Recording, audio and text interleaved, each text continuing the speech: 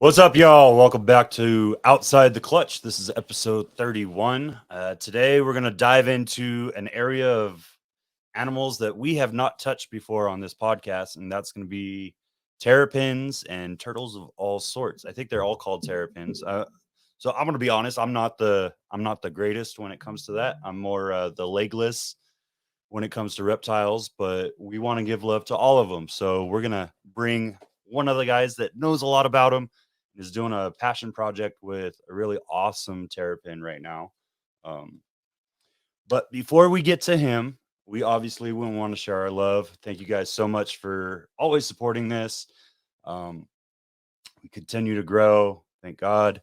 And you guys just seem to be really reacting well with this. And I'm super excited to see where this is going this year. As you can hear, I'm a little raspy.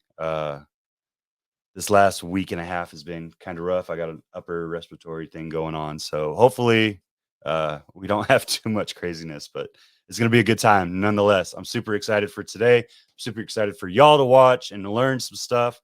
I'm excited to learn.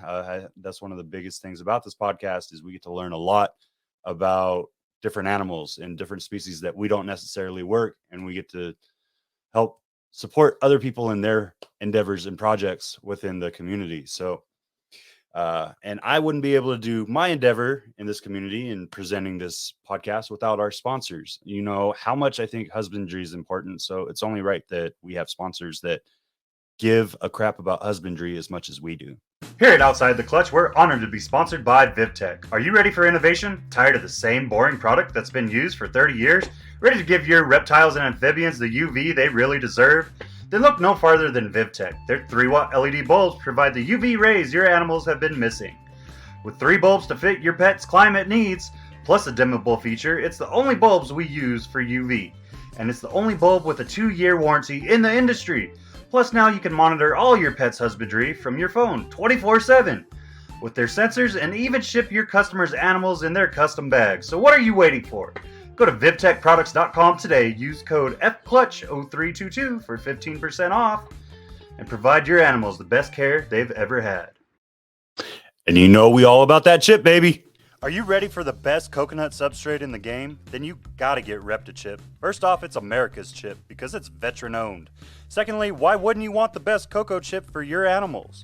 Go to reptichip.com, use code FEELYCHIPPIN for 10% off 2 breeder blocks, or reach out to me as a local representative in the El Paso area. And don't forget to join the Reptilution, where all profits go to helping those in need within the reptile community.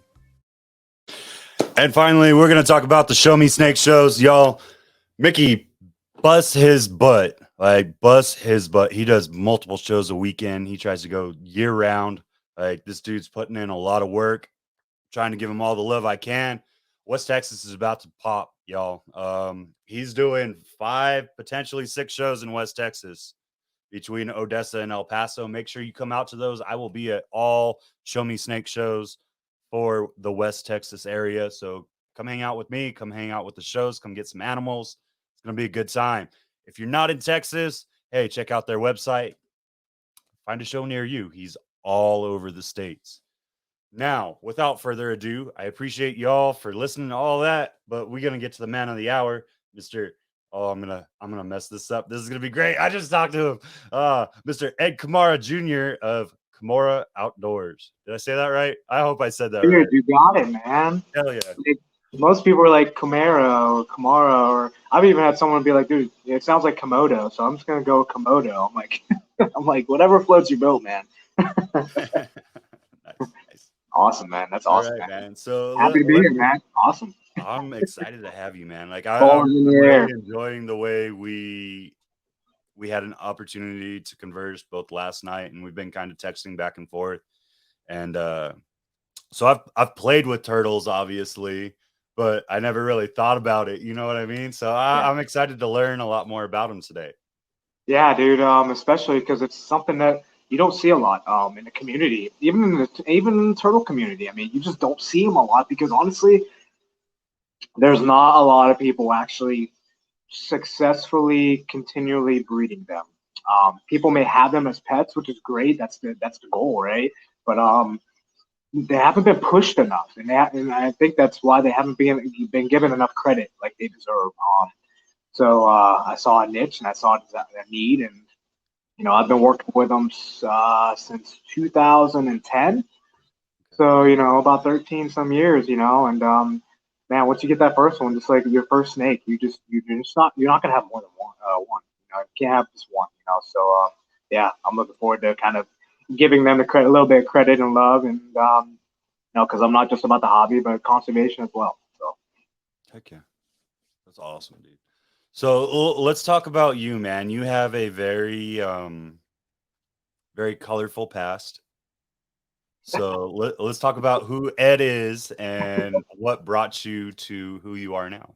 all right, so probably like most people in the hobby, born and raised, from Northeast Ohio, so Northeast Ohio, country kid. Um, My dad always had me out hunting and fishing. Now, mind you, I don't live in the country. The country's outside the skirts of where I did live, and where I kind of do still live is for layman's terms, it's kind of like the ghetto, kind of area. So but Funny that you say that. 20 minutes outside, you got the cornfields, and you got the country, man. So you got I got a feel for being very well rounded as an individual growing up, because I did stuff that not a lot of people, and none of my friends really did, which is usually the opposite, right? Your friends you hang out with, you're doing the same kind of stuff. Which, yeah, we hung out, but like no one did anything I did, hunting, fishing. So I always was a loner as far as like doing stuff with my dad. So my dad was the one that was a big inspiration in my life for just instilling that kind of just animal, wildlife, great outdoors aspect. So not just animals, but just the great outdoors, man. Just being out in the woods and the peace. So I think that's what really kept me grounded, and most definitely kept me out of trouble. Because almost my friends, but like people I know, it's easy to get caught up, man. So that was probably the biggest blessing in disguise, that my dad gave me that outlet, just naturally through his love and passion. So yeah, that's kind of the basis. And then after I graduated high school, I actually got to I had a full ride to go to a private liberal arts school, prestigious. It was like 40 grand a year, so. But I turned it down, and because a part of me said, that's not true to who I am, right? I've never been not even about the money, but like, I got good grades, I was like that good kid, don't get me wrong. I had good morals and good parents and stuff, and a good upbringing. And I'm thankful for that. But something in me said, man, like, what do I love to do? And that's probably the one thing that kids don't get asked enough by their parents and by their people around you, their peers, their teachers. What do you love to do? And thankfully, I just had that inner, voice speak to me like, hey, man, I love wildlife, So I started checking out OU, Ohio University, and things that were out, in the woods down, 3-4 hours away in southern Ohio, like looking for some kind of natural resource, animal kind of, aspect vibe. And I was going to go to OU, but then I found Hawking College down in southern Ohio, which is a tech school.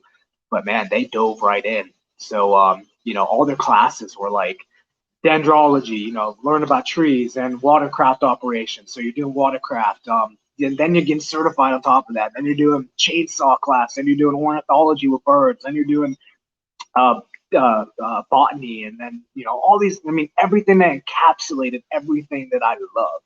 So now I'm actually getting to dive in and like put everything my heart loves and I've always loved to work, right? And I wouldn't change that for the world, man. So I ended up graduating back in 2011. I got my degree in wildlife resource management, and I did a lot of work actually during that summer before I moved down with the U.S. Fish and Wildlife Services down in Florida. So I was working with them for quite a few months, doing surveys and doing sea turtle surveys, beach mite surveys. Working with the Brazilian pepper trees, and because that's in the basin down there, and just got to just the hands-on aspect. Just got It's to got to be crazy, man. Like yeah, to and I was jump in in like the ocean and start working with all of that right away. yeah, and I was just like I got college credit for it, because it was mandatory. So I was like, I have family. The only family I have outside of Ohio is down in Florida. And so I was like, you know what? I'm going to make it a vacation and I'm going to learn some stuff, right? So I'm going to spread this out for a whole summer. And man, dude, that's actually kind of what led me to move down there after I graduated as well. So I got really in with all them. And this is kind of where my life really like went from like loving everything and what I do and stuff to, because when you're kind of that kind of mindset, you know what you want to do and nothing's going to stop you. Then something stops you that you can control. And that was once I graduated, because they kept saying, like people are retiring and this and that, so like you're at the perfect end of like getting jobs. And I had an in with U.S. Fish and Wildlife Services, and I was pretty much almost like guaranteed, like, hey, look, as soon as you graduate, apply. And the main lady that I knew ended up 2 months before I graduated relocating her to like North Carolina. So the new person was like, didn't know me, but from a piece of paper, so there's a difference from knowing someone and knowing someone from a piece of paper. Right. And, I lost it, and that's kind of like where my life really transitioned, from wildlife to like my life, so Okay. I don't know if you want me to dive into that a little bit too, but That's up to you. I'll let you go where you yeah. want to go with it, man. No, so because this is a good basis for who I am. I love to know people who I am, because now when you see me, this is where I stand. And you don't know someone unless you know their heart, right? It's hard to know someone unless Exactly. And I think one of the things that shows your true convictions with this and all that is your testimony in all things of your life. And that's one of the things I wish more people in this industry were willing to do. I think it's hard for a lot of people to fully let themselves out on their sleeves. They still hold back a little bit because they're scared of how it's going to be represented, or they're scared of how it's going to be kind of taken from this industry, because there's a lot of people that'll very point blank say, I don't like you just because of who you are. Yeah. And you gotta I wear it on my logo. If you see in the middle, where roots run deep and comes down, guess what? Roots comes up right straight to the cross, baby. When it's not all about you, something beautiful happens. So when it was all about me and what I was trying to do, which is great, when your first real life obstacle, when you're kind of molding into that adulthood, right?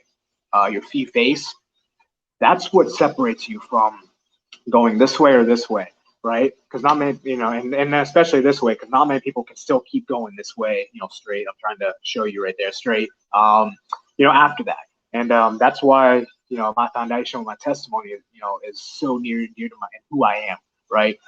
So after I graduated, didn't land a job, I had to settle. So I went back home, moved in with my parents, started a factory job, and just grinding, and that's where the old me, came back to life, came back to life essentially, in me. And so I started, really getting, into the alcoholism, which runs in the family, man. And that's a killer in itself. But so I ended up, I can say right now, I was up to drinking a lot every night, man. Because it was my way of escaping reality, is way I put it. Because even the news crew even said that, So it was my way to escape reality and backtrack.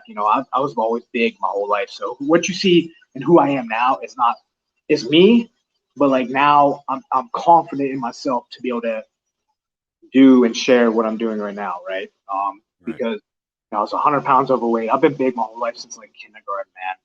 So I was that kid that had friends and was always social, but like deep down, man, I was always miserable because I never could express who I really was. So when I was, I ended up, long story short, I ended up getting popped with a DUI, and then that's when my whole life changed. So like backtrack, I said, I was always a good kid, and had my head on straight, not because I was like some goody two shoes, but I just, I knew, discipline of like get your work done, go to school, and then if you want to play, then go, go play afterwards. But you got to put the work in to play, right? Right. And got popped and lost my license and did a couple things that really kind of brought me down to ground level. And they were like, you know, and then I had to come to terms with myself. I was like, man, I don't like who I am. And no one's going to change this unless only I can change this, right? And it's a beautiful thing when the rubber meets the road finally in your life and your back's against the wall. I think, you know, to quote The Rock, because he's, you know, a big inspiration, you know, just in general to a lot of people, is that, you know, be the hardest worker in the room, but when you're back, he works and he does every day because he comes at the day like his back's against the wall, right? What are you going to do about it?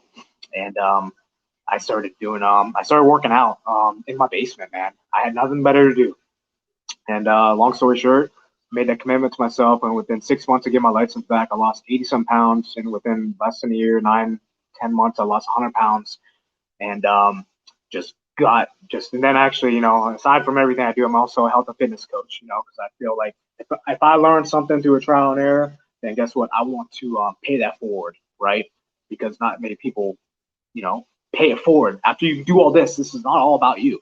You're right. It goes back to not all about you. If you pay it forward, then guess what? Then you get to reap a lot of just that, like what you do, man. Like if you're not doing, if you know all this, but not putting it out there for everyone to glean and know and learn, you're just going to be a dead sea. And then you can be happy all you want, but you really just kind of be stagnant, you know? So Right. that's kind of like where my life then really. Funny you said that word, man. So that's like the epitome of what I tell, well, like that's literally what I tell my wife. I was like, the one thing I fear most in life, and you shouldn't fear anything, but like the one thing that I obsess over and fear most in life is ever becoming stagnant, because stagnant means that you're growing No life, bacteria, and it no means life. that you're growing disease, and all these bad things happen to stagnant people and stagnant water and all of that, right? And I looked at my wife, like when I came out of my my depression and my PTSD and everything that really hit me, and I applaud you for being able to say the DUI and things like that, man. Because like I share, but even myself, like I have to listen to what I've said, because there's things in my life that I'm still myself not fully ready to let out. Like my life has been surrounded in a large part by death, and that's through choices of my own and choices of what I Yeah, decided to do with my life, but neither here or there. But stagnicity, freaking, it overwhelms yeah, everybody that allows it to happen. So that's one of the things, dude. That's just I'm sorry. Like, yeah, it's no, it means no life, you know, and it happens gradually. It's a gradual thing. yeah, Nothing just, you know, happens just most of the time, like boom, you know. That DUI, it led to, I did this that led to this, right? It wasn't just like, you know, boom, you know, I did, you know, so I lived that life. And you know, and I actually had to realize after that happened, and you know, it's off my record. It's not even, it's like almost like it never even happened. But like I had to be like, okay, like no matter what happens, if I want to pursue like this job or career, like I have to be okay with, like, you know, what happens. That was the best thing. I had to make that the best thing that's ever happened to me, and I believe I have. I can honestly 100% say I have. And it's funny how it comes full circle that I might not be in that career choice of where people think of success, but man, I have more impact than I even know, and that's without a doubt. So yeah, and I'm alive, man. You know, and you know, I know people still suck, you know, back in the past. So it's you know, I'm able to be that you know, that example, right? So if people don't have an example, then you know, you're really doing yourself and everyone else an injustice, you know, by it. So, but yeah, so after that, I ended up moving down to Florida. I was like, well, got my new life, and I bounced, packed up, and just went down to live in Vero. I was in Vero Beach, Florida. It's about an hour north of West Palm.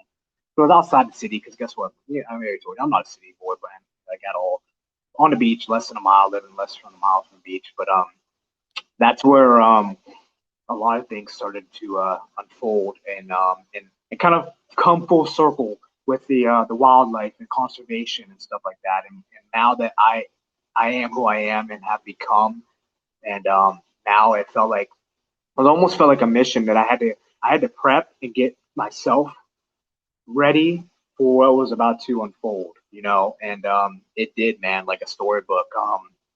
I I ended up being I did a couple trapping jobs, and stuff like that.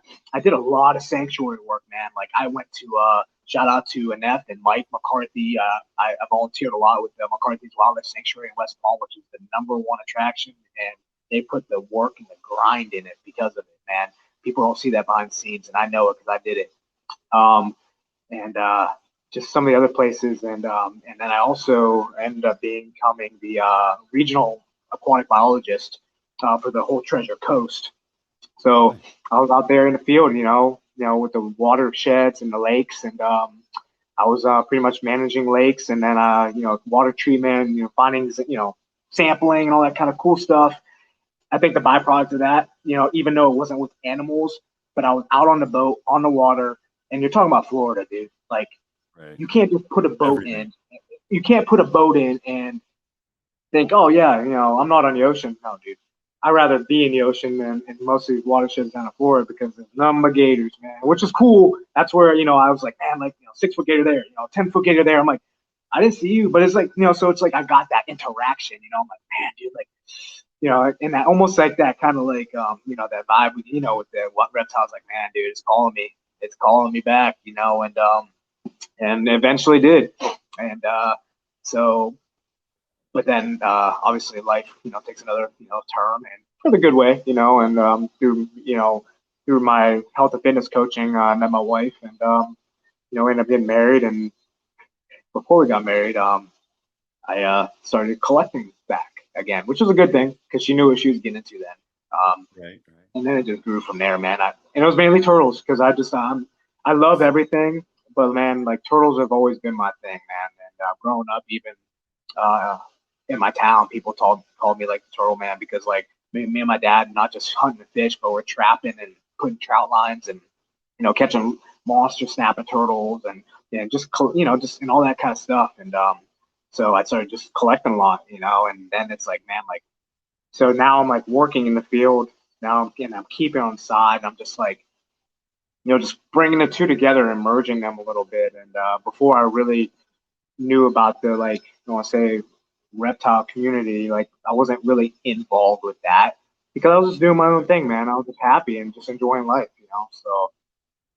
So what is it? What is it about the terrapins? So are all are all turtles terrapins, or Yeah, so I'm not familiar. Like I said, so I'm the not reason, familiar with this yeah, aspect. So and educate that's me, a cool man. thing, and that's a cool thing why I let people know is like there's a reason why they call it terrapin. So terrapin describes the actual brackish water species. Okay. So, most turtles are all freshwater. So, other than sea turtles, these are one of the only brackish water, especially in America, only brackish water species of turtle. So, brackish water, saltwater, freshwater. So they can thrive in either. Well, I mean, their main one is in salinity water, but they can thrive in either one, fresh or salt water. So that's kind of where the terrapin meaning comes into play, and that kind of brings me to why I just do them. Like it got to a point where I even had to be like, oh, dude, like the whole wall is set up, and my wife's like, kind of like, and then I think the real kicker was like, when we were thinking about family and long term, I'm like, what can I do to really like monetize? Like you can, once you have everything, then it's kind of like you almost have nothing because you feel like you have everything, but you're just doing it, just going through the motions. And then I found myself like, man, like I just had to, I don't know why, but I just asked myself this question one time, just to put real terms into it. And I was like, man, if I had to work with one species for the rest of my life, what would it be out of everything I'm looking at that wall? And man, it was a no-brainer. And it was a Diamondback Terrapin because you're just not going to equal its beauty. I mean, yeah, I can be biased all I want, people, but it is, you're just not going to equal their beauty and the diversity, with a species, our species in America, our native species, having 7 different subspecies all along the coast, every one of them looking different. So it's almost like, what are you into? You know, you like the whites, you like the chestnut, you like the spotted, you like the like what do you like? And I was like, man, dude, just the mind blowing possibilities. I was like, man, all in. End up selling my whole collection and just dived full on, with the Diamondback Terrapins, because there wasn't many people even selling them. I mean, they were even hard to get back in the day. You see some people here and there selling them like Craigslist and Fauna, obviously, which is still on there, and just started bit by bit collecting. And the biggest thing is like I started collecting and raising my own, right? Because a lot of people, not saying a hobby, but especially sometimes in turtles, they get the adults and they get older ones. So like there's nothing like raising your own from the beginning. Like I got some of my females that are in there, 8, 9, 10 years old that are just like I had from the beginning, man. And they're producing better than any of the other ones I have, that I got that were a little bit of age more. And because you put that time and that dedication, that investment, and that love, they're just not anything. I mean, if you look behind me, they're just not in just tub. I try to make it as naturalistic as, and then that sandbox is 15 to 1600 pounds of sand. They got it made. They got a tropical theme. Like I never want to sacrifice, you know, convenience for what they need and desire, because what they give me will be a byproduct of what I give them. Because it's not about what I get from them ever. I don't care whether I have one clutch or no clutches or have the most great season of the year. It's because I love my animals, and I'm not trying to make a dime. Although I have become one of the forefront breeders in America right now, along with a couple other individuals, and that's why once I found the reptile community, I'm like, man, like these got to get out there. I don't know how, and but So can you tell us a little bit more about the Diamondbacks? Like what's kind of like the age that these guys are, like the lifespan of these guys, and natural like yeah. So I mean, it's just ecology like of terrapins. yeah. So that's the biggest thing is why most people, especially in turtles, like you get into turtles, that it's far and few between the people that really are in because it takes, I know snakes have a lot, it only takes less time, but turtles, it takes it's based on size. Usually females, it's always based on size. They have to be good 7 inches, hit that marker of like reproductivity. I've had 4-year-olds go, but that's kind of abnormal a little bit. It's usually around the 5-6 year range that you really get that natural reproduction, and it's successful too, because most time the first clutch is always a duds. Now don't get me wrong, I've had my first clutch like from one of my females that was 4 years old. They're all so small that they all died, but I cut one open, because I just had that instinct of like, man, like I think this one needs a little help, and that actually one lived because I helped it out of the egg, And I don't usually do that. I usually survival of the fittest kind of thing, but you gotta let it take its course. But it survived, and then it started with dynamite, So that it takes a long time for these turtles, to really get to that date, right? So it's a lot of time, a lot of investment, a lot of sacrifice, a lot of everything to maybe, get to that chance to, get some babies. Males are usually, they don't get more than about 5 inches. Females usually get up toward 9 inches. But males are usually the good pet because they stay around 4 or 5 inches, and they're obviously a little bit smaller like most turtles, but they usually can go, obviously within like 2 years. Obviously, boys, boys will be boys. They can it can be a little quicker, but so Just like yeah, us, man. The females start maturing faster, but it's the boys that want to start doing stuff faster. yeah. So, but yeah, that's the cool thing. I've actually worked with pretty much just about all the subspecies within maybe one select category, but they're not really out there much produced at all. But I've worked with just about all the 7 subspecies, and it actually got to a point where I was working with so many different ones that I had to even realize, like, hey, man, like, looking at the market and looking who's already, now that I'm in the community, I'm like, man, who's producing what, who's doing this, and who's not working with what, right? Like, we want to be well rounded here. And and I sold off, like I used, so you got the Northerns, you got the Carolinas, you got the Questas, you got the Ornates, you got the Mangroves, you got the Gulf Coast, which is kind of a melting pot with the Gulf Coast because you got Texans and Little Raris and Pileatas, the Mississippis, but now they're kind of a mesh in between because obviously Texas is an off limits state for that subspecies actually that I actually work with the most. So yeah, man, they're more of like a kind of go along the ropes. Like Northerns usually have like the freckles or more blue tint. No, they got that concentric kind of feel to it, with the bold spots and concentric markings that are really popular. And then when you move down the line with sequesters, they're not really worked with because they're far and few between, but they kind of don't look anything special. They're kind of darker, dingier, dark, so like a lot of people they kind of write them off. But then the ornates are pretty much like my one buddy, JK Terrapins. I mean, he's one of my best buddies. He works with the ornates, and just those are what people would love the most because they're spotless. They're all white, matte white, translucent. I mean, it's crazy the opportunities of them. But no one was working with the the Gulf Coast species. I'm like, man, like but the Gulf Coast kind of just doesn't look anything special, right? Darker, got a mustache, got some spots.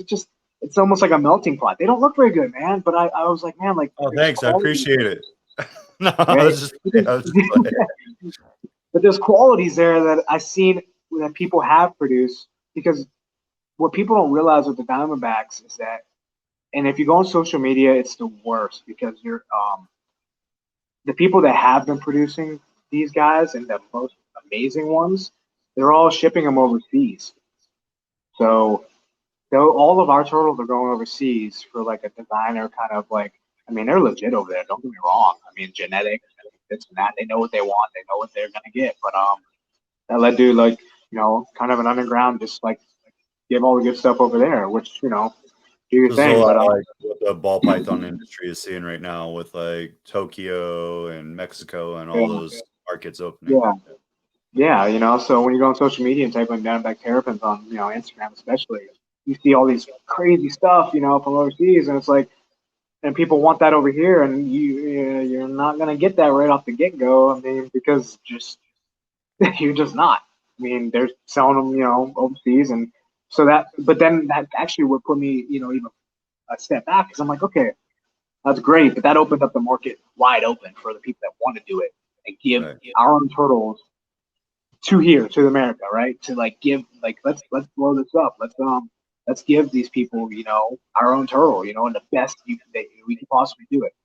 So that's kind of like really fired me up to like, man, like we gotta, and it's sad because when you go online, there's not a lot of research even done on them, and like especially money being put into them to do them, right? You got sea turtles and all that stuff. There's a lot of conservation, because they're out there, right? It's like, man, like it's our job. If no one's gonna do it, kind of back to my past and my history, like if no one's gonna do it, somebody's got to. And like I was like, all right. It's very much like a locality based and line breeding that locality, right? So what and a lot of people integrate to get the timeline on that, man. So What's like that? if you're really trying to bring out an aspect of that locality and line breed it, how long, like what's kind of like the average timeline to like say if I want to make this a little bit bluer, how long is it going to take me to regularly produce more of a blue hue to my? Not very long, but it's the fact of getting the right one to do that, right? Right. The right ingredients. So like if you get like I can give you something to help you with that, but then you got to grow that thing up all the way to to whatever was male or female to even have an opportunity then to do that. I mean, it took me generations to now see what I put online. Like my first gens were just kind of like, I say nothing special, but I mean that in the most loving way because I love all my animals no matter what they look like. But from the outside looking in, if I have one on display compared to what I have, yeah, you're gonna get a different perspective, right? But you wouldn't know the potential that thing had from here. So I mean, you can have freckles, but then you can generations, and you get that. It only takes that one in that one clutch to just boom. Okay, you see a quality, you see a trait, and like mine, I want to go for big spots and that matte white skin and that chestnut around the marginals. And then that you lift up the underbelly and it's like vibrant orange. Like I want every good quality to match into that. It took generations, man. A couple generations, and I say luck, but obviously preparation means opportunity. So it's just that it's going to happen. It's just like you can set them up the best way you can. Because I like to. My big thing is like there's a lot of integration, especially overseas, to get to that kind of stuff. But mine, I want to try to keep. I see it as any kind of other breed. I want to try to keep it as pure as I can, right? And purity, you see dogs and all that stuff. I mean, purity will always, I feel like, outmatch and outspeak for any kind of species, right? Like you can make something, you make something cool. That's cool, but like, and just that purity aspect, just man, it almost puts like for me when I sell any of my animals, it puts that stamp of approval on it, right? Like I Right. didn't like somehow make this. Like I purposely just dived into the qualities of one thing to, bring one thing to, kind of flourish, So yeah, so I definitely pride myself in that. So it takes time, man, and that's why you can't be in it for the sales and the money, man. Like that's definitely because it's seasonal too. Like it's not like ball pythons and like a lot of the other stuff in the community. You see my guys. I'm in Northeast Ohio. These guys, they're in 60s degree water right now. They're slowing down. They're slow motion. This was just maybe a month or two ago. They're all sporadic. I'm going to be putting heaters in there here soon and kind of drilling down their temperature because I naturally brumate all my adults. So that's the cool thing too about these guys is that now they have to be of size and actually able to take it. But some people have them outdoors. That's a personal preference. Like some people I know in PA and stuff, but I like to have some kind of control over my animals, especially over the investment and time I take into it. So mine are all in my garage, and I'm able to. Temperature's a big thing, right? Kick them outside the elements. Now it's temperature. All I do is literally just monster heater in there and just I dial it down that temperature from 70 mid 60s, and then I hit usually around that 59 degrees. 58 is usually the lowest I like to get. So acclimate them down, and they just shut off. So that's the cool thing. Is like my wife, she says it all the time. She's like, these guys eat these guys eat better than we do. I mean, I'm going to the store and getting fish, shrimp, salmon. I mean, dude, my animals, and obviously aquatic, Missouri, aquatic turtle food is the staple. That's the go-to always, no matter what's introduced. When I'm trying to get my females up to par and make sure they have the growth because it's not about the season, about giving it to them to have them to be able to reproduce. But I'm thinking about end of season right about now. If they do all that, give all these clutches, and it's the end of the season now, and they expelled all that energy doing it, and they didn't get a little bit more. And don't get me wrong, you can do pellets all the time, but me, personal preference, I love to give them a boost to reassure because I'm brumating to make sure they have that size on them. Because once they go to sleep and I brumate them, from around November into end November till March, they're shut off. I don't have to do a single change the water. I actually tarp my enclosure to keep the outside elements to temperature because like last thing I want is have the Northeast Ohio. So I want to have like 59-degree water and them sleeping. Then they get the urge to go up on the ramp and go in the basking area and it's 20 degrees or 10 degrees. You know what I'm saying? It gets below zero here.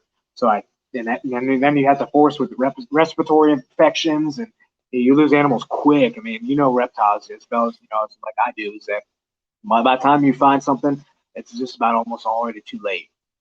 So I tarp them and just get them ready, and they hunker down. And come March, man, it's just like a switch. End of March, they're up, and guess what? The boys are on the girls, and it's you're getting clutches right off the get go. Because you let them do that natural cycle. So, and then I also keep all my grow outs and my babies and my hatchlings, in house and grow out tubs and and all that kind of stuff. And one key thing has been a game changer also with efficiency. So from a breeder standpoint, or if you just want to keep, I do nothing is going to beat the water lane tubs, man. I tell you right now. I don't know if you've ever heard of them. So I didn't, but well, I mean, obviously I did before we started talking here, but like before. So tell me more about these, man. You became a distributor and you went to Tinley to help push Yeah. these. Tell me more about them. So the Waterland Tubs by Pete up in out in Cali. I mean, dude, I think he just hit his over 20 or 21 year mark this past year Okay. doing them and he's made them. So I mean, he's been working with Pete is actually one of the maker of Waterland Tubs is actually one of the pioneers in the industry of Diamondback Terrapins and just breeding them. So he's a true pioneer, and he saw a need and desire to give something that was more efficient, more slick. You know, you didn't sacrifice looks, but also the efficiency was there. So you're looking at the large that they have is 200 gallons, and the back end behind me is a monster sand pit that you can put sand, substrate, all that stuff. It's such a plug and play. They're stackable. So they got mediums, they got smalls, and they're perfect because I mean they also have a water portion one, but then they also have land ones for like tortoises and I say tortoises, but box turtles and wood turtles, and so it's less deep. So he's really fine tuned. If you go on the waterlandtubs.com website, I mean, dude, like there's nothing that if you have a aquatic animal, this won't give it to them. Full on one package filter, plug and play. It's almost like you get some of these fancy racks, you get from some of these fancy enclosures they got nowadays. We think we're spoiled. These guys have been around for over 20 years, and some people still don't know about them, and they're worth their weight in gold. I tell you to put it that way. I mean, because there's a reason why you don't ever see anybody selling them on Facebook or this or that, because once you get them, you're like, dude, I'm holding on to this thing, man. And people will fight over them if they see them, posted for sale, So, yeah, I love them, man. So I picked up a trailer full, up at Tinley, so I figured I'd, make the most out of it and pick up that because he's out in Cali, so, pick up my shipment in there. And, so I'm the Mid-East distributor. So there's people, more east of me, but I'm kind of like that centerfold, Ohio, and all that kind of Indiana, Illinois, and all that kind of stuff, and even Kentucky and everyone below me. So that's been a game changer for me because from a breeder standpoint, just you can have tubs galore, but I mean then you got to build up nest boxes and you got to do this and do that, which is great. You see it right there, right? I put a lot of time, a lot of effort, a lot of resources. I love it. I wouldn't change it for a single thing. But if I transition right there, and see that large, it's like, man, like that's slick too. Still giving all your animals it needs, desires. You're not sacrificing care. It's just more efficient especially from a breeder standpoint too. And you have not even breeders, but if you have multiple groups and you want to separate them, from subspecies or this or that, it's easy to just separate. So that's been a huge blessing because now I'm able to, just like you with your sponsors. I'm actually one of the ambassadors for VivTech too, Ryan, through Komara Outdoors. I mean, giving the best. So if someone comes to me, dude, here's the animal, got you with an enclosure, got you with the perfect lighting, substrate, it's like, man, like you want to give people the total package because if you don't, they will find it somewhere else and it probably won't be the best. Give it to them or at least put it in their ear. People, if they spend hundreds of dollars on animals, you can't tell me, you should be able to spend more than your animal on all your other stuff that goes in tail with that, right? So save up for That's a that hard animal. thing to do, man. Like that's a hard thing to explain to a customer, especially someone just coming in and they're like, "Oh, well, I just wanted another pet." And you're like, "Well, here's the ease of keeping this animal." But what you're not thinking about is that enclosure setup. And I've talked to a lot of people about that. I've actually, even this past weekend, they were like, "Well, how do I want to set it up?" And I tell them how I would set things up. They're like, "Well, I wasn't thinking about all that. I was just thinking about like a small tank and like paper and a hide." And it was like, "Yeah, that works and all that." But like at the end of the day, you want to take care of your animals. And I nixed the sale and I just pushed them to someone else. And I was like, "Hey, if you want your animals put that way, that's fine. But I want to know that my animals, once they leave my hands, are still going to be given the same treatment or better treatment because obviously my collection's consistently growing. And so some animals don't get the love and like they all get love and attention. That came out wrong. Yeah. Like they No, all get yeah. love and attention, but they don't get that like hours upon hours of time every week. Yeah. Just because No, it's yeah, I gotten totally get you. too much. Yeah, especially that kind of I'm kind of trying to relate it to I've had people buy early on from me, and then they'll go out and I tell them what how to set it up, water temps, whole 9 yards, and people. I think this is because of the ignorance of pet stores, and I'm not knocking pet stores because they play their role in part to get people in the hobby, but there's not enough education, a bright education pushed because this is a hint. Hatchling turtles, up until they're juvenile, they don't need a basking platform. They shouldn't be drying out. No, in the wild, in nature. So I'm just gonna speak for Diamondback Terrapins, right? I'm gonna stay in my lane. So in the wild, when Diamondback Terrapins, yep, there's some concentric centrata. When they're born, they're on estuaries, on the brackish water, on the streams and the coast coming in, from the salt water and brackish water. So they're obviously, vibrant. A lot of them can be vibrant straight out the get go. They're easy pickings, right? Why Right. do you think that baby turtle's going to go out to sea or even in the estuary straight out the get go? No, their natural thing is to hide. So what they do is when they're that size to about juvenile state, until they're big enough to actually go out into the water. Yeah, that's a 3-line blood turtle. But what they do is they hide in the tidal racks. Um, so like all the seaweed coming up and all the bushels and all that kind of stuff. There's a nice blue one right there. Yeah. So they hide in the tidal racks, and then they just hunker down and they'll eat off all the bugs and insects and all the stuff that's kind of already living in that environment as well, to where they're big enough to actually go out to sea, and got their sea legs, and so they don't need to bask. There's no need to, because I mean, I had a lot of people, like babies, they're getting these babies, and I say from the get go, hey, all they need is like a mixing tub, 20 quart or whatever they come in Tractor Supply, tons of fake plants for security and comfort, keep them comfortable, secure. That's their native, reaction. Couple inches of water, we would say about 3-4 inches, 3 inches max. Keep it around low 80s, 82, 83, good filtration, and you're set. I had people going to the pet store spending $200-300 on this fancy thing, and she's like, and then some of these people are like, oh, it's scratching its eyes and it looks puffy and this and that. And I said, let me see your setup, and after telling them how to set them up, and they're still doing this, which is fine. I will always be here for a resource. Like if someone gets something from me, you have me for life. You have me for life, right? I don't care. You're not an inconvenience. You got my animal. And even if you don't buy something from me, you reach out to me. I'm an open book, man. I'll tell you whatever, however I can. But I'm like, it can't dry out. So that's why they're itchy, puffy. Next thing you know, they get the right thing.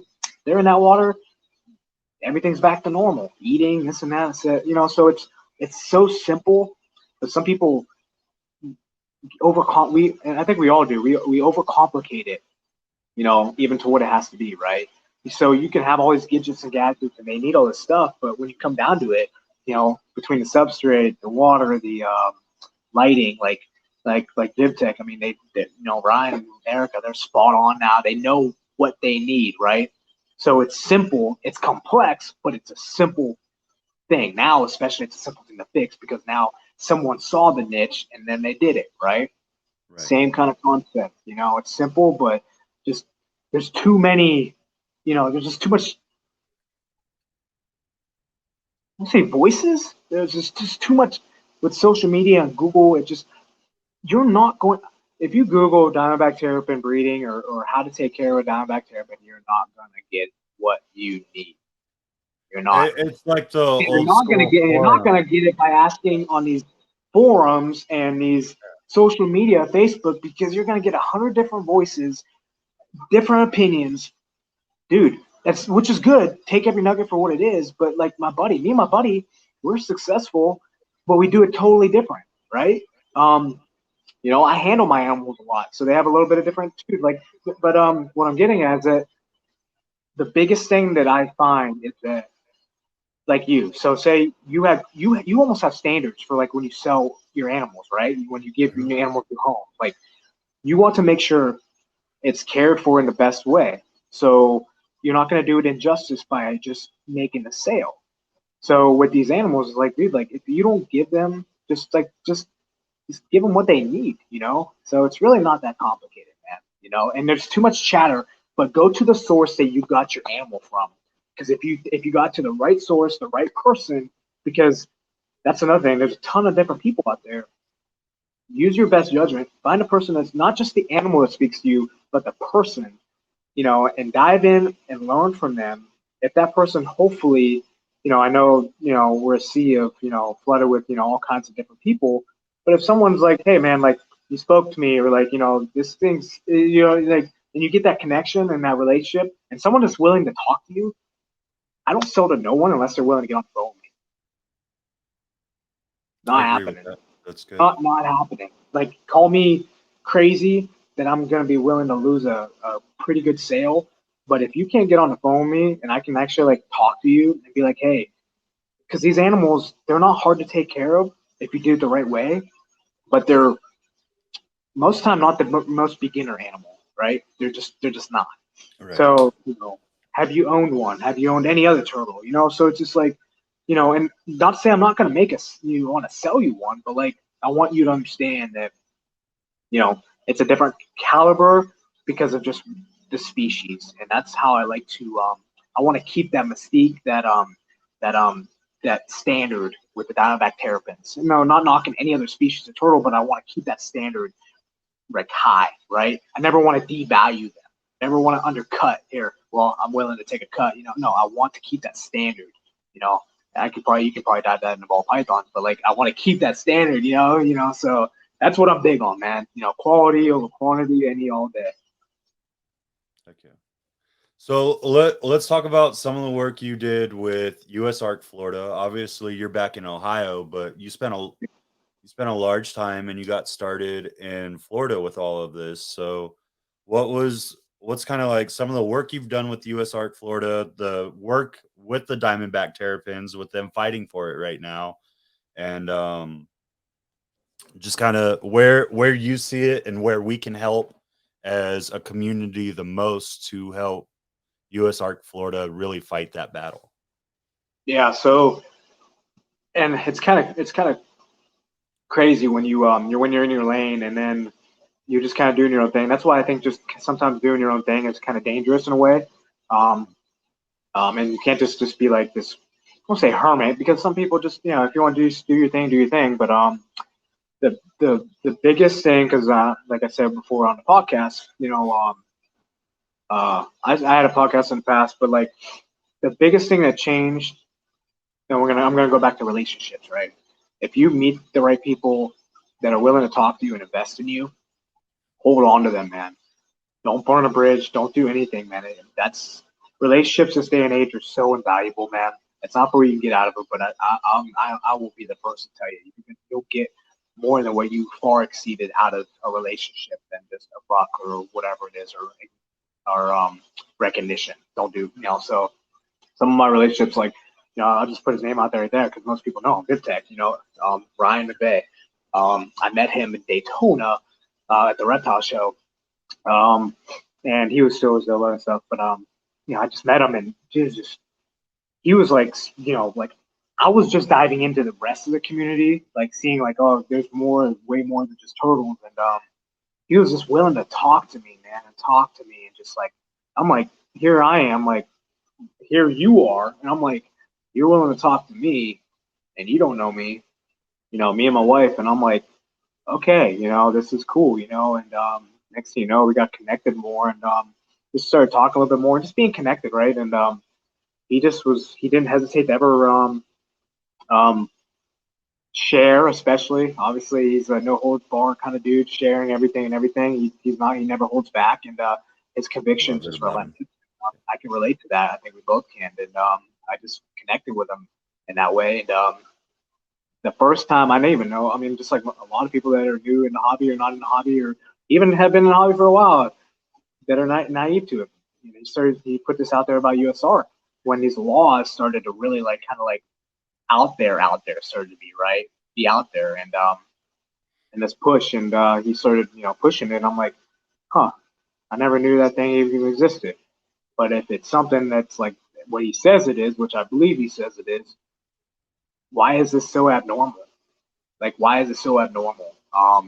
It's just like, it was one of the things, my mentality is like, yo, you're talking about this isn't a right. This is a privilege. This is a privilege. So it's kind of like a no-brainer, right? I mean, you'd hope.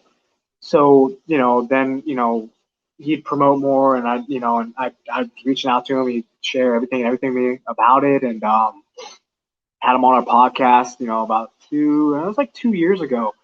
And dude, everything he said, even the 2 years fast forward, has happened with the traveling man, with the Lacey Act, with the, now, to touch base when we were in Florida, he was like, the Diamondback Terrapins, he's like, you're coming for all this laws and legislation and all these animals, with restrictions. And that was 2 years ago. And it's like, now it all happened, so, but, that's what really dove me in, and I started getting connected with the right people. So I was really, that's the one thing, like, I'm big on is, you can't be friends with everyone. Everyone wants to have friends. Everyone wants to be friends with everyone, right? But it's not about how many friends you have. It's about the right friends. Because I have a wife. I have a 3.5-year-old. I have twins that are 2, and I have all my animals. I have my own life. I don't have the, what it takes to have all these friends, right? Because I'm one of those guys, bro. If you got me as a friend, you got me for life, man. I'll always invest, always reach out. So he just the backtrack, yeah, he did that, and so I started when I got into the reptile community, I started being like, okay, who is really kind of like that, like-minded, right? Not afraid, no holds barred, kind of out there. But those are the people I want to be connected with, right? And I did that, and through doing that continually, and and I started pushing it more on my social media, and especially in the Diamondback Terrapin group, and pushing it more as far as like, hey, look, we need to know about this. There's a whole thing that, we can say segregated, but that's not going to help nobody. That's just like a lot of people, when these laws are coming to play, well, they're just going after snakes. They're just, they're after the big, constrictors. Well, no, man, that's just low hanging fruit. Like, Ryan says, low hanging fruit. Then they're going to work their way down. Going after everything. So, yeah, man. And through gradually, I just got connected more and more through, meeting a lot of people, and then, like Phil, it's really rare when you actually can reach out and the president of the organization has no holds bar, willing to talk to you, connect with you, and he sent me just multiple care packages because he knows I promote them. He knows I do it. One thing that I don't say it didn't go viral, but like I didn't do this for no other reason other than like, dude, I have my logos on the back of my truck. Yeah, boom, you read my mind. I'm just not going to hold back. And I got that USARK stamp on the back of my truck, and even Phil and all, they're like, man, where'd you get that? And all that stuff. And then, everyone, even the big hot honchos are sharing it. So it was cool. I didn't do it for that reason, but like, it was kind of cool. Like, just to even kind of sidetrack, I was on my way to Tinley, and me and my buddy got about, 30 minutes out, and we were driving, and people were like laying on the horn, ting, ting, and passing by. I'm like, then I was like, what's going on? And then it dawned on me. I'm like, putting the USARK out there, baby. You know what I'm saying? That's a stamp of like, dude, that's the one thing. You can look all that fancy stuff in my logo and all that stuff, on the back of my decal. But what stood out to them was what I represented, right? And that's them. And that's our rights to protect and not be no holds barred, shamed. And, that's from that point on, I just, I've even, because to dive in, transition, I do reptile educational programs now. And now I'll pull up with that, and they're like, "What is?" And they're just like, "What is that?" And I'm like, "There's one of the beautiful concentrics too." And I do reptile education, and they're like, "What is that?" I'm like, so I get to educate people outside of our community that realize that there's an organization out there that's fighting for our privilege, to do these programs. That look, I'm holding 60-pound alligators, snapper turtles, doing this, doing snakes, doing all that stuff with these kids. And, they invested in me and they loved it. But then I also get the boot, hey, look, there is actually an organization that however you can either support, whether it's not always about donations, but it's about knowing, right? So it's like, once you know something, that's on you, right? If you're ignorant to it and you don't know about it, then you can't blame someone for not knowing about it. But if they know about it, then they're kind of like, you at least kind of instill that kind of conviction to where, not the reason why, but like I feel like starting my reptile education programs has been such a game changer, because especially with the USARK, because I'm out there in the public more, and when it comes down to it, numbers matter and voices matter, right? If we can't even get the voices in our community and numbers together for one common goal with like USARK, then guess what? I'm gonna reach outside the box. If I got that kid, and I got their parents, and I got their teachers, and I got everything else, to where, we're not in any position right now, but I'm not naive to think if Ohio or something down the pipeline comes, I'm gonna have a community, I'm gonna have towns, and I'm gonna have a state behind me. So you can come all you want, but guess what? I'm gonna bring it. My wife's in the school system. There's like, it's not, and that comes down to relationships. It's not about knowing people, but it comes down to relationships, connections, people that believe in you, believe in what you do, and that all comes full circle, man. So if we did that enough, we can have every state on lockdown. Like Ryan, I'm like, Ryan, how did you just, like, Wisconsin, like, dude, like, obviously they have a lot more, freedoms, luxuries, quote unquote, but he fought for that. People didn't see that. He fought for that. He went to the state capitol. He did this. He did that. He talked to the senator. I'm like, he did that for everybody, not because of what he can gain out of it, but because just that conviction that I just expressed to you, and he changed that heart just through a mutual connection of that senator being into snakes and stuff like that, man. So, And that's one of the things, like, we were talking about last night, and obviously I'm a huge advocate for it as well as you. Um, in fact, most of my profits go to USARK, because I'm like, my bills are paid regardless of reptiles. So like, all the money I get off of VivTech products, all that goes to USARK. All the money I get off of other sponsorships goes to USARK. Like, it's not lining my pockets. And I think it's important. But what we were talking about last night is the way the message is perceived, or the way the message is kind of construed to the general public. It's so one dimensional lately, that even with like all the content creators and everyone else, like everyone that's doing it is just like, hey, we need memberships. Hey, we need memberships. Well, instead of just saying, hey, I need your membership. Hey, I need your money. Hey, I need your support. We need to find another way of bringing it. So like, you like you're saying, with the conviction, you have to make the people that you're bringing in feel convicted. You have to make the people that you're bringing in actually have a love for the animals, and realize, hey, there's that possibility of losing these animals if I do not support. And you don't want to use it as kind of like a threat, because that's just going to turn them off to just keeping the animal, right? But but you make that connection to where, like, even if they're not into reptiles, they can relate. Whether you have a exactly. dog, cat, I don't care who you are, you can relate. If someone takes something from you that you've had for all these years, you can relate. So it's really about, just like, and I'm just going to be real and raw with you, man. Like, all these animal rights activists, and Humane Society and PETA, they're still good and got so much money because they're good at tugging on heartstrings. They tug on the heartstrings, and the reason why scales don't really tug on heartstrings, right? But the right person in the right manner, in the right way, dude, I can go in my backyard, have my neighbors come over, all these, little kids, have my boa hanging out, and they're just like, once you get past that initial threshold of like whatever it is, you got them. Like, I don't care if you love them as much as I do or pursue something. It's not about that. It's about having that just awareness of them, right? And just that appreciation. That's what I say all the time when I'm doing programs. And it's mainly not even the kids, it's the adults, because the adults have been groomed to, from generations to not have sympathy, right? I have a lot of sympathy. I notice a difference. I have a lot more sympathy, in a way, for like turtles and tortoises and stuff, because they're still kind of like that cute aspect, right? But the moment you start bringing snakes and stuff in, there's a barrier that comes up, and it doesn't take much to break. You don't have to break a barrier down, right? Just like you don't have to knock someone over the head with all your facts and illustration, all that kind of stuff.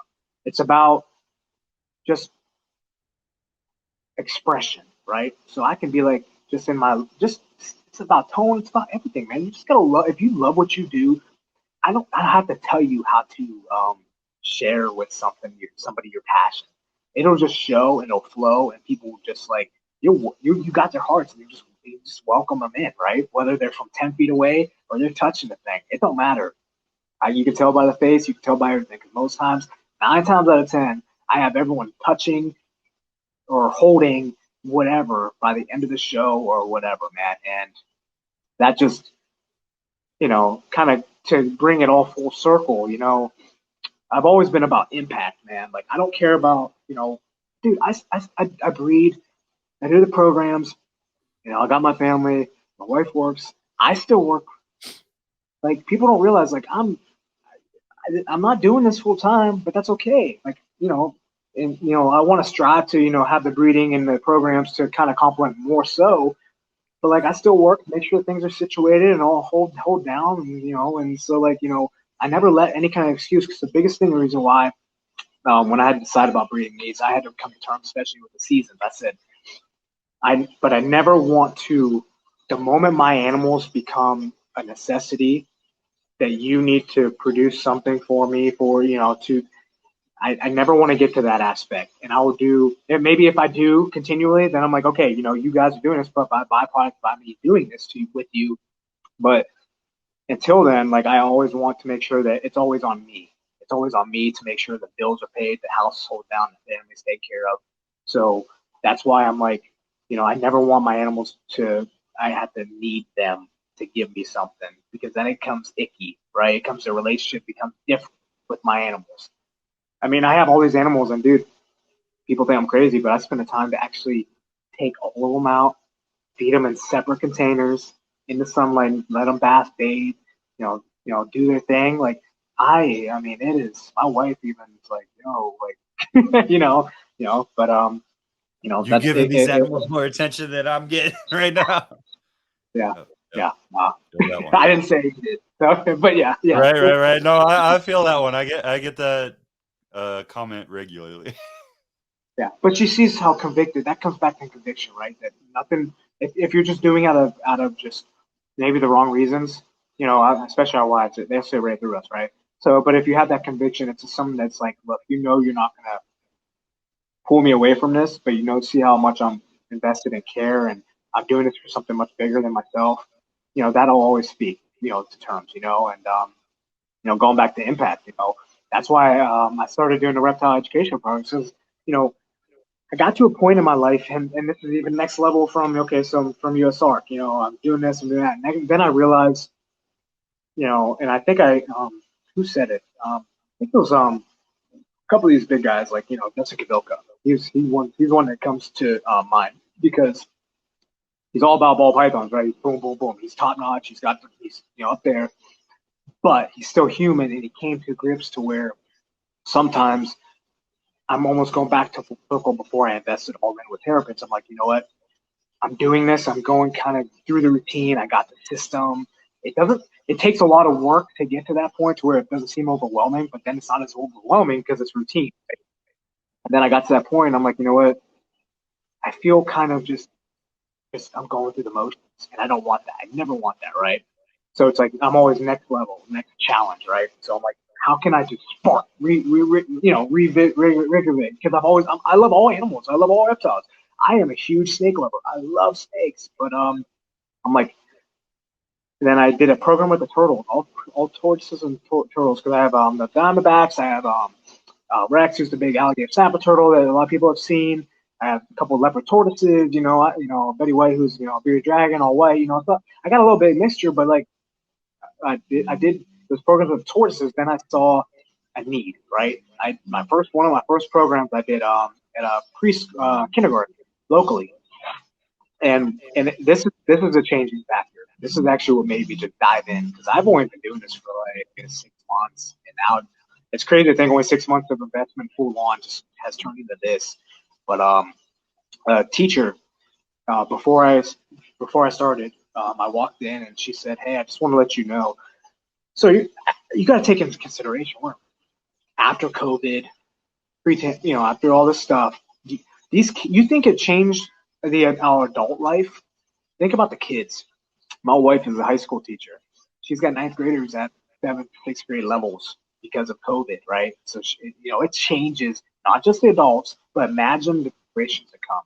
So, to put that, perspective, kindergarten, right? I mean, the teacher was like, we did a survey, a poll with all the kids before you came, and she said 90% of these kids have never been to a zoo, never experienced any kind of animal kind of interaction. None. 90. And this kid, that first picture that you posted right there, that you showed, that picture. So there's probably about 30, 40 kids there, 90%. And it's just like, so I did the program, and then I got in my truck after it was all said and done. I was like, those are all those hearts, not even including the teachers and the faculty, that their whole world got turned upside down, no matter how, more than what I know, because the looks and the pictures and they each got pictures. I mean, dude, man, it was just life changing, because I said, man, especially when you put a statistic with it, it made it more real. And I was like, I went to school, I got the education, I got all these animals that I'm working with, so I got a conservation hobbyist mindset. I'm a twofold center, so I see it for both outlooks, because you can't know your animal as well as when working with them every day, and also from the education, and the conservation route. So I said, I got to do something about this, because if no one is, no one will. And luckily, Crosstown Exotics, who's out in Illinois, Colin, Mike, they've been a huge mentor and inspiration to me to do it the right way, in a professional way. And another connection relationship that just has brought full circle to where we are now. And that's why I say, if the parents, if the kids aren't getting out in the wildlife and nature, because it doesn't have to be about just having your first animal to get the experience, right? All you need is the experience. I can put a snake or something in front of you, and then just be the resource for you, after that. But you don't have to own an animal to get that, appreciation and that first aha, awareness. And I said, I'm just going to bring nature to you. So that's what Komara Outdoors is all about, bringing nature to you. And so that I just ran with it full on, and it's been helping. It comes together with my Terrapins. It comes together with USARK. It comes together because, I may not be where I thought I was early on in my, I don't say career, but just life in general, of finding myself. Because I've always wanted to make an impact in this world somehow, some way, and I didn't know how. And until now, it's really come full circle, because now I'm like, you know what? And I'm just going to give the example. So this will be the best example to kind of tie it all together. My old college professor from college, he reached out to me. He's been following me. People don't realize people follow you. They might not say nothing. They may not but they're following you, and they're seeing you, and they're seeing who you are, who you become, where you're going. And that speaks more volumes than any kind of amount of money, success, this or that. I don't, whatever you want to call it, what people want to strive for these days. If you want to strive for impact, bro, that's the most satisfying, gratifying feeling in the world. That'll fulfill you, nothing else. So he reached out to me, and he said they're starting an alumni for the college, graduates. And I was like, it's been a long time coming, because it's not the biggest school, but it's still a good sized school. You got wildlife, you got natural resources, you got nursing, you got equine, you got all kinds of stuff, culinary going on there. So it's a good sized school. And he was like, I wanted to see, seeing where your life is now, where it was, want to see if you'd be one of our speakers next October, next fall, at our alumni for our college. And it was I'd sit back and be like, it just sunk in my heart instantly. I didn't have to chew on that, man, because I know how much time, effort, whether it was in the sanctuaries, I've worked at the Toledo Zoo too. I've worked in every field of kind of wildlife, natural resources, hobbyist, keeping. I've worked in actual fields of that. So I'm not just doing this here, right? I've gotten every aspect of it, perspective. Right. And I'm not in that right now, right? So I'm working part time, I'm to pay the bills and stuff, like to keep that solid. I'm doing all this other stuff. So I'm not like what most people think would say is success, but yet he's telling me I am successful because of my impact. And that just kind of just put that stamp and that reassurance on me that after 20 plus years of just grinding, grunting, and doing it without any kind of um, you say complaining, no nothing. It's head down, doing this. I don't know how, why I'm doing it, but I'm doing it because my conviction tells me to, and because my heart tells me to, and I'm being led to because of the right connections. I'm following that, and he's telling me because I am successful because of my impact and where I am now because of my impact and what I've done. And now I get to inspire other people. I get to just be that, because I don't care about being the face of anything, but I care about if somebody's got to do it. I've got the right heart, right motive, right mind, and I've invested all my life to bring me to a point where I think I can confidently say, like, I am willing to step in that position, no matter how it looks, because it's life. Things change. So that's my story, and I'm sticking to it. So let's bring all these convictions together. So you have one more conviction that we share, and let's talk about it, man. You have another brand as well as Komara Outdoors, and that's Rock Hard Faith. Yeah.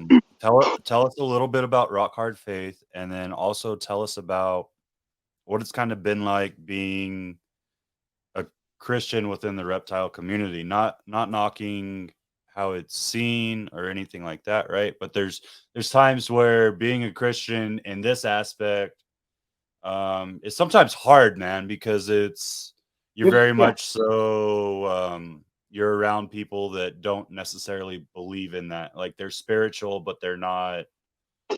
followers, or they look down upon Christians because of prior incidents, and Christians kind of like trying to force feed things into them, kind of like what we were talking about with USARK earlier, right? Like if you try to force feed it, you're going to get a negative connotation and a negative reaction from them.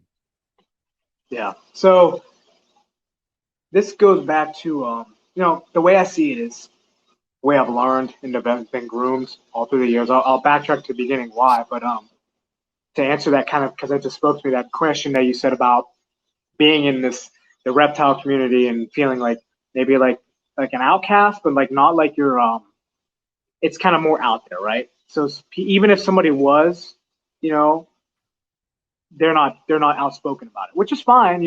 Hey man, like I care. God knows your heart, and that's all that matters, right? But it's just like I'm not comparing the reptile community as just them, right? I'm Right. seeing it as a worldly problem, right? So this isn't just a reptile problem. This isn't even a church problem. It's it's everywhere. It's culture. It's being groomed. It's being all that stuff. So I'm seeing it as a worldly problem as a whole, and not just like I need to like make sure that this is out there in the reptile community. No, I don't do. I 100% don't see it at like that at all. Because if I do, then the way I go about it, my motive could be not pure, right? Right. I want purity in my motive. So the way I can do that is by seeing it as a worldly thing and just being who I am, the truest, and that speaks just that speaks enough, right? So it's not our obligation to, I'm just gonna be real raw. It's not our obligation. It's not my obligation. It's not your obligation to save anyone. It's not. It's not, man. That's why we got a creator. That's why we got God. You know what I'm saying? That's why he is a big boy. He's been doing it for a long time, regardless of people want to think. Guess what? That's the one thing, like, and this is now I'm gonna backtrack. So with my testimony that I told you with the weight loss and the DUI and all that, how that all came to full circle, you think, you can think, I know what I can't tell you how you got through everything you got through in your life. I can't tell you. Can you even explain everything you've went through in your life? You can't, right? That's one thing that is beyond us. So dude, I'm talking about, I wasn't just big like for a couple years and I gained a couple pounds. I can show you pictures that are out there on my Facebook publicly. I am full exposed.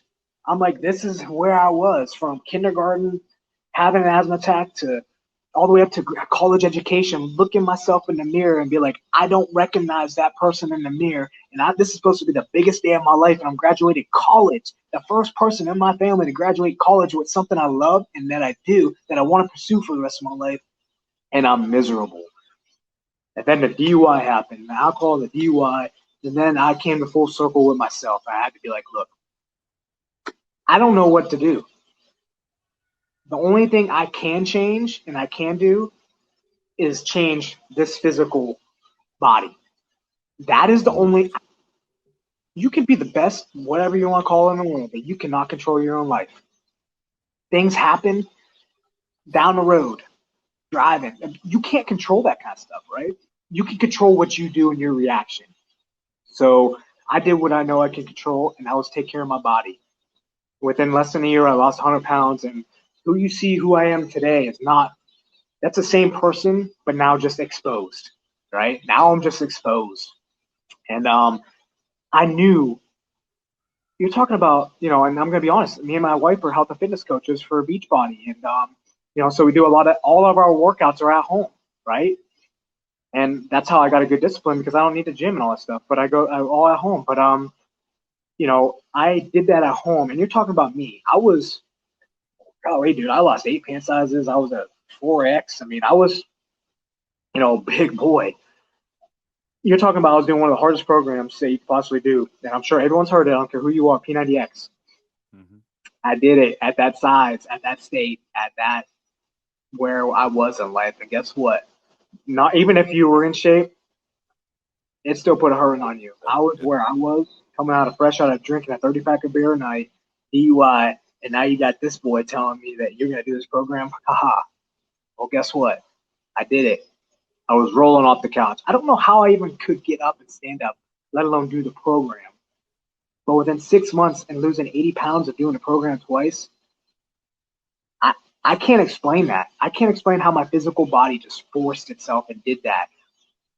But I can tell you through that, it's groomed me to make it a lifestyle. So I see my belief and my faith as a lifestyle. It's not a thing. It's not a thing. It's not just something, you look at my Komara doors, you see the roots, and then it turns into a cross. This is a lifestyle for me. Just like health and fitness, working out is a lifestyle. Just like my animals, that's a lifestyle.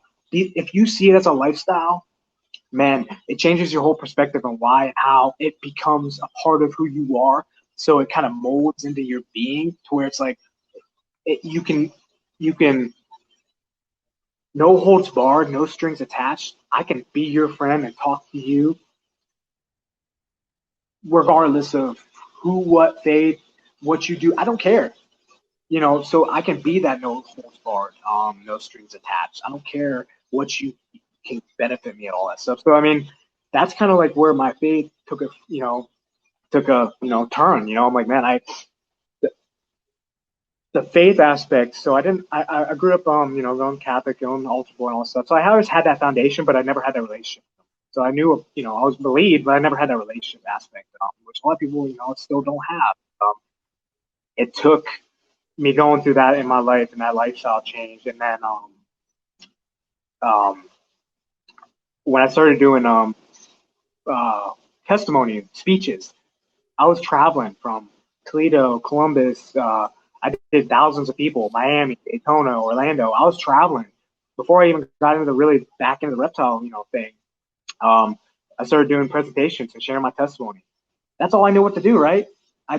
Where I came from, and people were like coming up to me afterwards and thinking I'm like some kind of like celebrity. I was actually in the Beachbody contest for my age group out in the running for Vegas for 100 grand.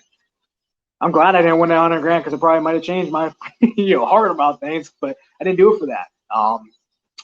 So I got all this recognition, all this stuff, but like the biggest thing that kept me grounded was when I'm doing these programs, or not programs, but speeches, is I was having people come up to me afterwards, and people that you think have it all together. We don't all have it all together. I never want to have it all together because then I know I'm probably going to be in trouble. But they would tell me like, hey, how did you do that? How did you do that? You don't need anything else to say about that. How did you do that? And then I had to think and process like, I don't know. I don't know. And then, through some, circumstances, it clicked. And I was like, you cared enough about me not to, it's not like someone beat me over the head with it. Like, you cared enough about me to have, push me through that, to help me, give me the strength, to courage and all that stuff to, now mold me. I did the work. Trust me, I did the work. We're the hands and feet, but I did the work. But you did the work from in here. I can't do that. You did this. I did this. You did this. And I'm like, and then my heart just full on just went, all right, however you want to use me, and I use and to make an impact in this world, because now I'm like, there's a pressure, because I always felt this pressure on me to have to be somebody to do this thing, even when I had all the recognition in the world. Like, I had this pressure on me, and the pressure just instantly just lifted off, and It's a calling, man. Now I don't have to do anything for any reason other than just be true to me and the convictions that I feel and why I do it. It don't always look the way it should ever, but now I know, and now that's leading me to the frontal of, being more actively involved with now, that I get to, if all this stuff wouldn't have formulated the way it did, me and you wouldn't be speaking here today. You know what I'm saying? I did the podcast not very long, but I can tell you're not just going to invite anyone for a guest, right? Right. So there's a reason, and opportunities and doors open for these kind of things for reasons. And it's my job to walk in and do it, right? No one's, I can bite my tongue and be like, nah, dude, I'm good. But no, man, I got too much to give and too much to offer. And we all do. We all do. So I think the biggest thing, I can say is let your intuition, your gut, your heart, your everything, every part of your being, don't hold back who you are, and just be genuine to you, and people will accept you and love you no matter it's one person, because I'd rather have one person than 100. You know what I'm saying? And you grow these relationships, and then things become more meaningful. And man, dude, it's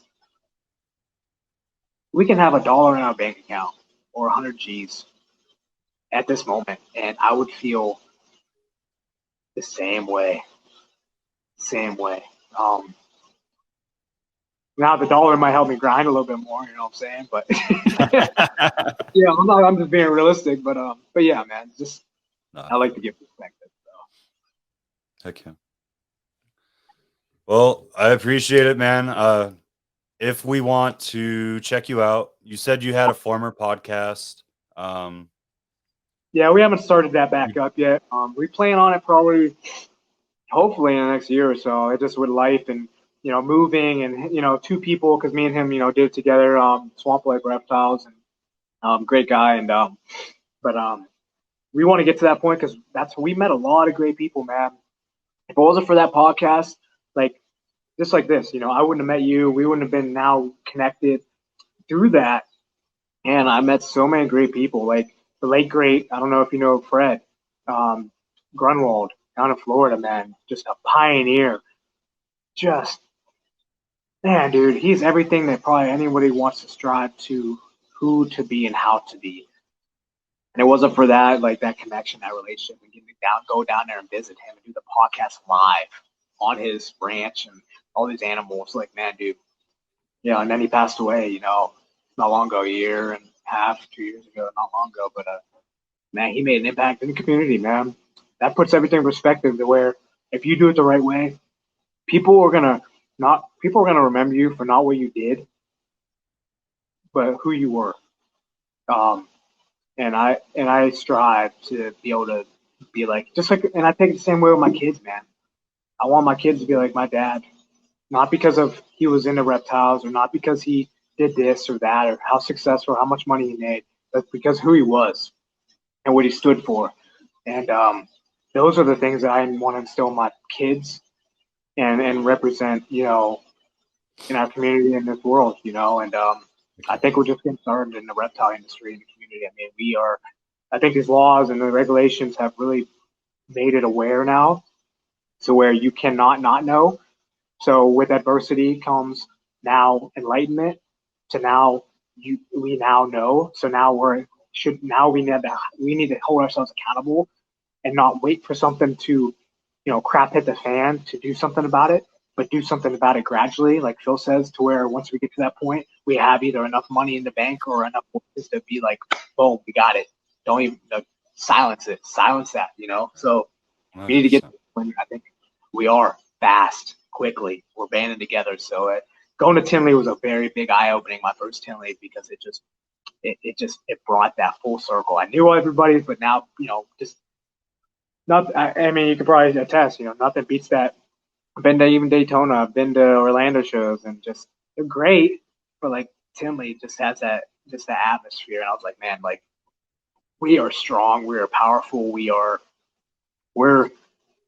I've noticed in a reptile community, no matter what walk of life you come from or where you are, we have the most passionate people. Like, I'm not saying like people in the conservation don't, because sometimes it gets a little scientific, but like the hobby, like when your animals, like you express that with your animals every day. So like it almost comes to light with your own being, like when you interact with people, and just, man, we are the most passionate people in this world, and I will put that against any other, whatever you want to call it, group, because man, we live our life with our animals and everything like that, or whether you love animals or not, but like we live with that every day. And the moment when something comes against that, I think we got to learn how to do it the right way. When adversity comes, to be like, not, be so dogmatic, and not in a dogmatic bad way, but in the way of like, how do we channel that into a good way to give, like Ryan said that, when these lawmakers are doing this stuff, if they don't know, they're ignorant, and not saying the naive way, but they're ignorant because they don't know how we function, how we work, and all this stuff, to where if you present to them in a package that they can understand and like bite and chew on, rather than like try to like just beat them over the head like we talked about, like Ryan did. He did it with love and passion. Yeah, he did it with love and passion. And they're like, oh, like we're getting rid of people's pets, like people that like, and all that stuff. Like it puts it in the twist of like, man, like of like how you can package something. So if we do that, we gotta learn how to do that the right way.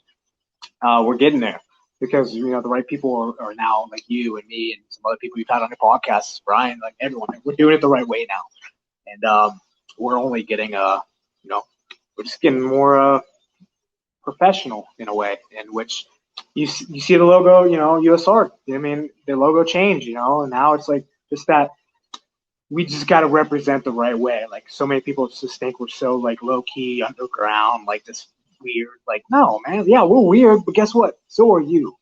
We're just not a little weird in their own aspect. Yeah, right. We're not robots, but we're just. I think the reptile community, the beauty about the reptile community, dude, and you see at Tim, you see it at every show, you see it with anyone you talk to. They wear their heart. They wear who they are in their sleeve, because you can see it. I don't care, tatted up, piercing. I don't care. I don't care about any of that. But guess what? You're representing, like you're you, right? You're genuinely you, and I think that's the beauty about the reptile community. That everybody is not afraid to be that genuine self. I love that, man. I absolutely love that, because I don't even have to even get to know you to be like, man, like I want to get to know that. I want to get to know that guy. I'm saying, to that girl. So it's cool, man. Okay. So if everyone's ready to connect with you, what's the best way to reach out to you, brother? So, Facebook, Instagram, I do TikTok a little bit, barely any, but you can follow me on Facebook, Instagram, TikTok for sure. Just go to my last name, Komara Outdoors. That's easy, boom, together. And honestly, dude, I wouldn't even stop there. I mean, honestly, I like to promote that, but like I love to get to know people personally, and I like to welcome people into my who I am. Also, like you can go to my social media. I wear my heart on sleeve in every aspect. You can type my name, Ed Kamara Jr. or Facebook. You can type that in on probably Instagram, and you'll get you find me, and send me a friend request. Shoot me a message, and yeah, man, you can find me both those on my personal page, and I have a personal page for Instagram, Facebook, and likewise on my Kamara Outdoors. So Heck yeah, man. Heck yeah. All right, y'all. I hope you learned some about turtles and terrapins and all that good stuff. everything else, Enjoyed it. Got some conviction today. Enjoyed the entertainment and the interaction that we had for you. Make sure you reach out to Ed. Check out Komara Outdoors. Check out Rock Hard Faith. And check out the old school What the Shell podcast. And yeah, hopefully we see some new episodes coming yeah, soon. definitely, man. I'm excited for that as well. It's kind of like one of those things, sequence, and I wasn't even planning on doing this reptile, programs. It's something I was like felt a need, and then guess what? You got to lead, where it follows, and yeah. So I'm excited to where you're going, and it's awesome to see that you've listened and just really did some like man like just you got that conviction. Same thing. Conviction goes a long way. It goes further than anything else, and now you're able to help others and enlighten other people, and I'm excited for where you're gonna go, man. Where we're gonna be next year. So. All right, y'all. I hope you enjoyed this episode. Make sure you tune in next week. And remember, y'all, stay blessed. Love All you. right. Later, guys.